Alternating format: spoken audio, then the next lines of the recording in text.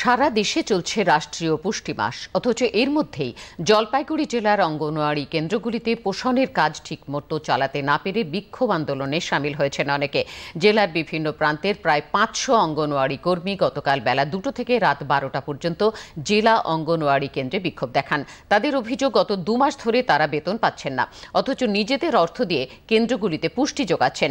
পশ্চিমবঙ্গ অঙ্গনওয়াড়ি কর্মী সহায়িকা কল্যাণ সমিতির জেলা ওয়ার্কিং প্রেসিডেন্ট ললিতা রায়, জেলা সম্পাদিকা মমতা দাস ও দোলন সরকার জানিয়েছেন, রাষ্ট্রীয় পুষ্টি মাসের প্রতিদিনের বিস্তারিত বিষয় অঙ্গনওয়াড়ি কর্মীদের অ্যাপে আপলোড করতে হয়।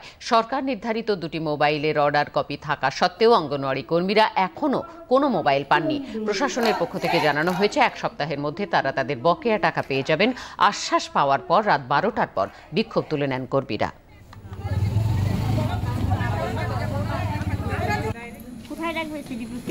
আমরা আমাদের নিজের ঘরের পয়সা দিয়ে খাইয়েছি, সেই বিল আমাদের স্যার আটকিয়ে দিয়েছে, সেই বিলটা যেন আমাদের দিয়ে দেওয়া হয়, সেই জন্য আজকে আমাদের এখানে অবস্থান বিক্ষোভ করা।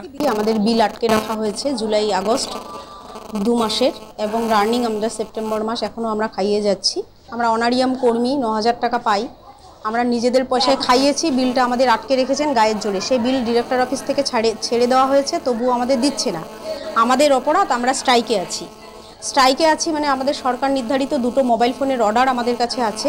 সেই অর্ডার কপি থাকা সত্ত্বেও আমাদের মোবাইল আমরা পাইনি। তো এবার হচ্ছে মোবাইল ফোন যেহেতু পাইনি, আমরা এতদিন পোষণ অ্যাপের কাজ করেছিলাম, কিন্তু 2023-এর 1 অক্টোবর পর থেকে আমরা সংগ্রামী যৌথ মঞ্চের নির্দেশে আমরা অফিসকে চিঠি দিয়ে আমরা ডিজিটাল স্ট্রাইকে এসেছি।